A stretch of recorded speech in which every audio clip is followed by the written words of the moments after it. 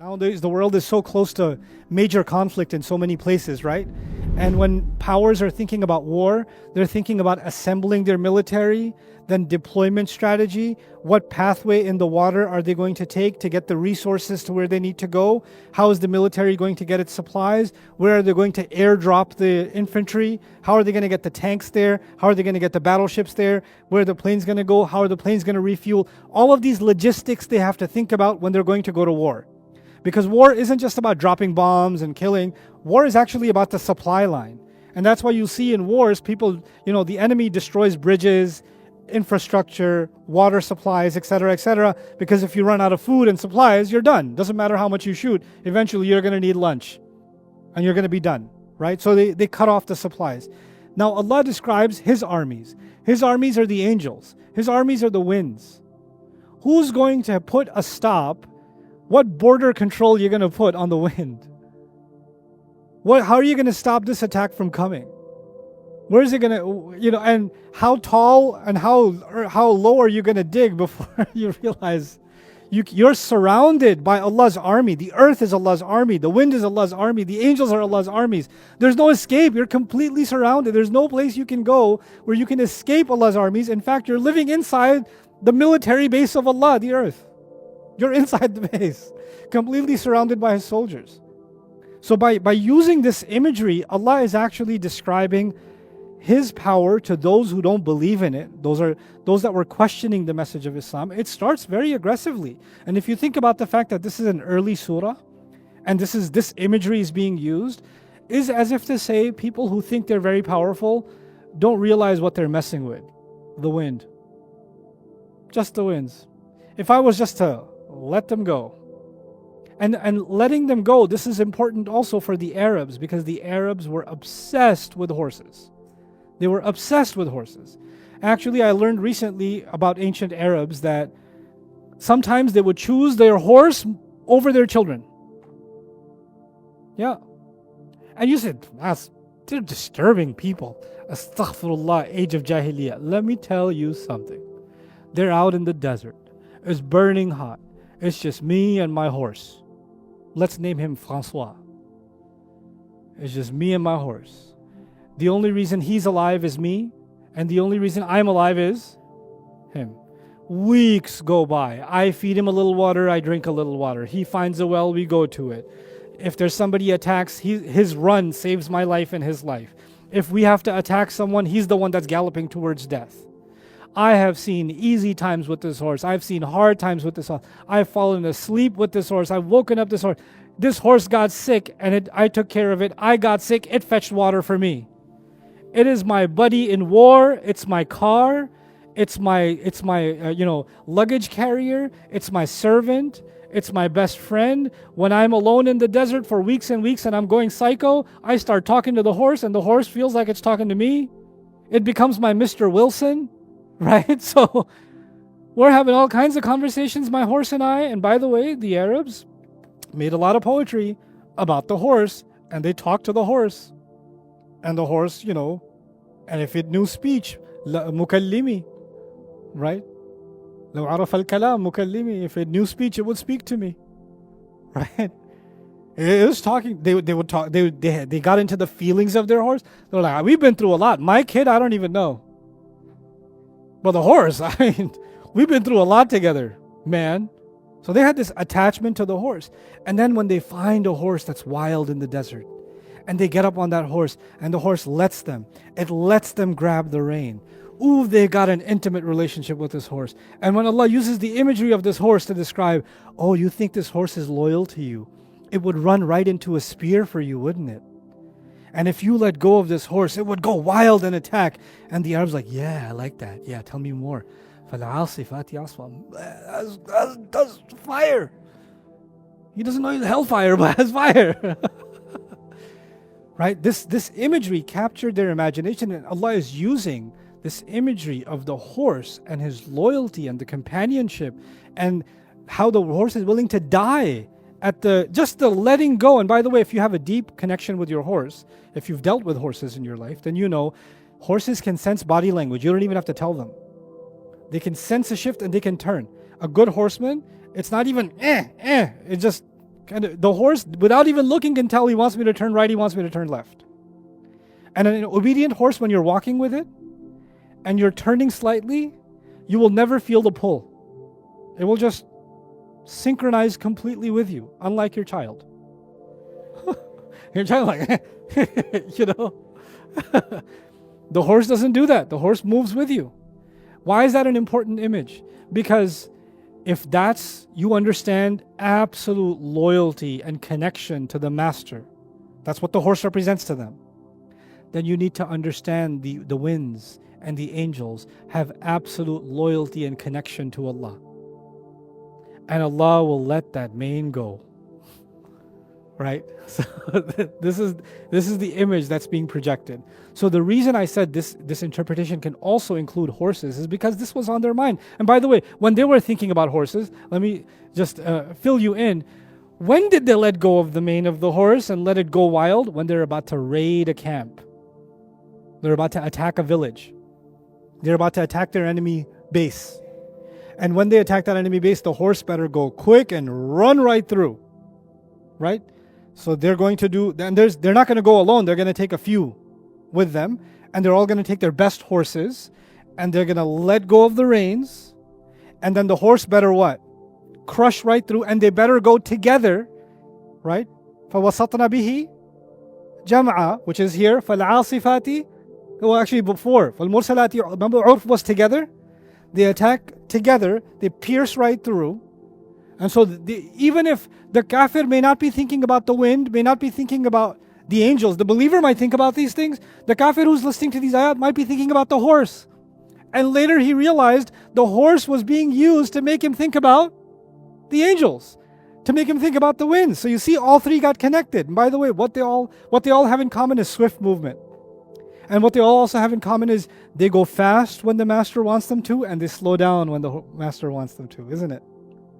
Because a great horse moves fast when you need it to, slows down when you need it to. The angels destroy when Allah wants them to, deliver rizq when Allah wants them to. But let's think of these ayat from the perspective of the disbeliever for a moment. Maybe he's thinking it's about the horse. And the horse is coming and is about to attack. The next ayah says, وَالنَّاشِرَاتِ نَشْرًا, they spread out. The enemy formed shields, connected to each other, with their spears, waiting for the horse to attack. They've got a line. Now the horses were coming together, and what do? They spread out. Now the enemy is like, whoa, they're going to come from the side now. We're open on the side. Spread out. When you spread out, you know what that is? فَالْفَارِقَاتِ فَرْقًا. They had to spread out to defend the horse from getting through. Right? And so this itself becomes the scene of a raid, of the attack of the horses. But this is not that different from the attack of the angels on Judgment Day, or the attack of the winds, when a nation gets destroyed, or even on Judgment Day. So all three of these images are kind of being overlaid on top of each other. The scene is being used to make you think about the unseen. This world is making you think about the next world. That's the imagery of the Quran. That's how it captured the imagination, right? So now, عَصَفُوا فِي طَيْرَانِهِمْ كَمَا تَعْصِفُ الرِّيَاحِ. They say the angels moved violently, quickly, attacking in their movement the way the wind moves. وَالثَّانِي يَعْصِفُونَ بِرُوحِ الْكَافِرِ. They say they come and attack the ruh of the kafir. إِذْ أَبَادَهُ وَأَهْلَكَهُ. Asaf is also used for destruction, to kill. وَالنَّاشِرَاتِ نَشْرًا. We're moving along, inshallah. وَالنَّشْرُ, the word nashr is the opposite of folding up. Unfolding or opening or unraveling is called nashr. That's why even nowadays for broadcast in Arabic they use the word nashr and idha'a, right? So nashr al-akhbar, for example, right? Because the spreading of the news. The word nashr is very close to the word nathr in Arabic. Nathr and nashr are similar, spreading. And the opposite of nashr or nathr is shi'r or nazm. Why? Because in a poem, remember I told you about the musical notes, right? The words have to be very tight. But when somebody's writing prose, like an essay or an email, do they have to worry about the rhyming and the musical notes, or they just want to say, I hate you and I always hated you and just want you to know? Right? They just write what they write. And the words are spread. So that becomes nathr. When the words are tightened up, that becomes shi'r. and that becomes nazm, the tightening up. Anyway, so والنشر حقيقته ضد الطي ويكثر استعماله مجازا في الإظهار والإيضاح وفي الإخراج. It's used also for, nashr is also used when you make something clear, because when you spread something out, you can see all the different parts. So things become clear, right? So that's why the word nashr is used also for spreading news and things like that. So nashr is used for blowing of the winds. It's also used for opening something like al-manshur bin kutub al-sultan. When the king would write a letter, they would stamp it and seal it, so only the authorized people can open it. If it's open already, it's manshur. It's already been opened, the news is out, right? And one interesting thing about the word nashr is also it has the meaning of al-ihya. So an-nushur in Arabic is one of the an-nushur is judgment day, when we're going to be brought back to life, right? So when nashirati nashra could also mean, part of its meaning, the winds that bring life back, because the winds bring rain and the dead earth comes back to life. Or the the angels deliver the baby into the womb of the mother, creating life, right? When nashirati nashra. So they're creating life also. And perhaps on Judgment Day, the angels will actually come out and bring people out, back alive again, right? Pull them out. أخرجوا أنفسكم, right? Bring yourselves out. So when nashirati nashra. فالناشرات إذا جعل للملائكة فهو نشرهم الوحي. So one meaning is, if this is for the angels, then this is them spreading the revelation. أي تكرير نزولهم لذلك وكناية عن الوضوح. And this means that the revelation will keep coming, keep spreading, and it will make sure, it will be ensured that the revelation is clear. Because nushur has the meaning of clarity also. So when nashirati nashra suggests, according to this interpretation, that Allah will make sure that the Quran, the revelation that Allah has given, will remain clear for anyone who seeks its clarity. Now the thing is, there's a lot of, I don't understand the Quran is confusing, etc., nowadays, right? The thing is, anyone who seeks the clarity of this book, Allah will not deprive them. That's the promise of Allah. Doesn't matter if they're Hindu, atheist, agnostic, Muslim, doesn't matter what. If they're seeking guidance from Allah and they're coming to His book, Allah will not deprive them. So long as they're sincere. That's all that Allah is asking. Otherwise, this will spread. And like, good soil, when the rain comes and the pollen comes, if it's good soil, life will come out of it. The same way when revelation comes and there's a good person, guidance will come out of it. Life will come. The spiritual life will come from them. وَإِذْ جُعِلَ الرِّيحُ فَهُوَ نَشْرُ السَّحَابِ. And if it's used for winds, then this is the movement of the clouds. By the way, a surah related to this one is Adh-Dhariyat, and I would encourage you to watch the videos on Adh-Dhariyat, at least the opening, because that was the first time I studied winds. Just winds, because Allah is emphasizing winds so much. I don't know enough about the winds. So when I studied, it was fascinating what the winds do and how much they spread. It says when nashirati nashra. I live in the United States. We have the Pacific Ocean, we have the Atlantic Ocean. The Atlantic Ocean is like Miami, Florida, etc., right? The sand on the beach in Florida is sand particles delivered from the sub-Saharan African desert across the ocean by the wind, and is sitting on the beach in Florida. Like, what does Allah deliver? Like, the entire economics, politics, life on this planet is actually sustained. Not just the ecosystem, but even human civilization is running dependent entirely on winds. Imagine tomorrow shipping stops. Just imagine for a moment shipping stops. Do you know what happens to the world if shipping stops? Starvation, war, death, famine, disease. All of that just because shipping is impossible. If the winds stop doing what Allah designed them to do, shipping will no longer happen. Flights will no longer happen. Air travel will cease to exist. Weather will not change. The weather formations. And if some place has a calm, low humidity, like nice breeze, it's actually creating air pressure somewhere else and there's a storm. So the fluctuating weather in the world and the temperatures in the world, all of that is a function of wind, all of it. And if the clouds stop moving around, you're not going to see green places anymore. You're not going to see places come to life anymore. The entire world just comes to a halt. Just if Allah shuts down one thing, the wind. Just one thing. We're not even saying He dries up the ocean. We're not saying He kills all the species, nothing. And these small things that Allah has created, that we think is nothing, right? Every one of them, the entire world depends on. What if Allah removed all the bees from the world? Just study that yourself. What if Allah removed the bees? What would happen to this planet? Subhanallah. One small thing. One, like you have this, I used to watch a lot of cartoons, you have these giant machines and you pull one thing and the whole thing falls apart. Allah has created this intricate system. Just mess with one thing. And then you see yourself come to your knees. وَالنَّاشِرَاتِ نَشْرًا. Look at even فَالْفَارِقَاتِ فَرْقًا. I'll move quickly. I'll skip this. By the way, this is also a farq. I had to put the haircut in. This is in honor of the 80s. Al-afruq min ad-dika dhul arf. This is the farq is the parting in the middle. Here's another one that might. This is what the 80s look like now. Okay. ومن الرجال الذي ناصيته كأنها مفروقة. So the word farq is a parting. Of course, the parting happened in the story of Musa alayhi salam, right? فرقنا بكم البحر, right? The parting, right? That's the word farq. So the idea is fariqat is they separate. And the word farq is very close to the word falq, like Surah Al-Falaq.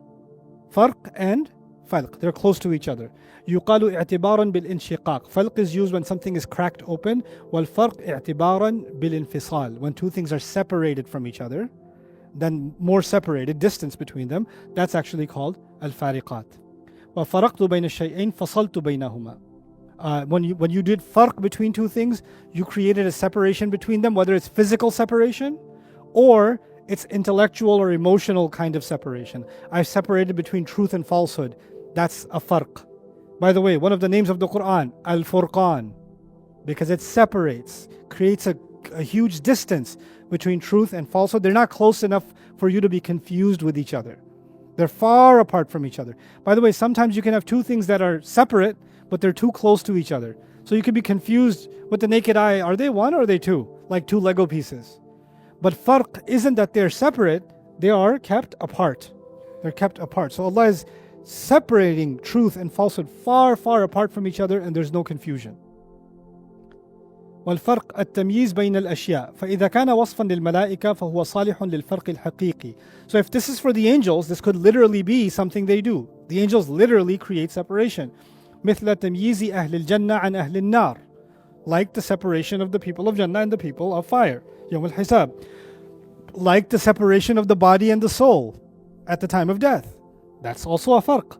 Like وتمييز الأمم المعذبة في الدنيا عن الذين نجاهم الله من العذاب. Like the nations that were destroyed from those who were saved from those nations. Farq between the followers of Lut alayhi salam and the nation. Farq between the followers of Nuh alayhi salam and the rest of the nation. مثل قوم نوح عن نوح وعاد عن هود وقوم لوط عن لوط وأهله عدا امرأته وصالح للفرق المجازي.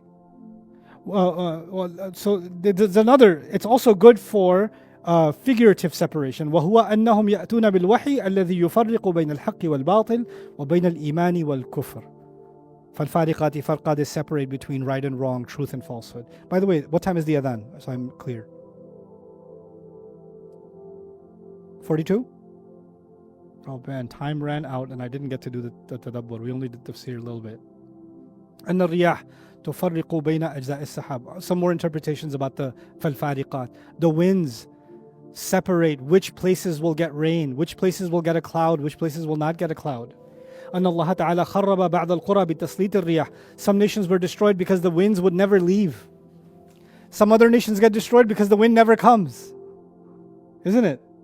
The same wind that gives death also gives life. The first two ayat, winds were giving death. The next couple of ayat, winds are giving life. The first two ayat, angels are destroying. In the next couple of ayat, angels are giving rizq. What is Allah telling us? Allah has not created winds as a curse or a blessing. Allah has not created angels as a punisher or a mercy.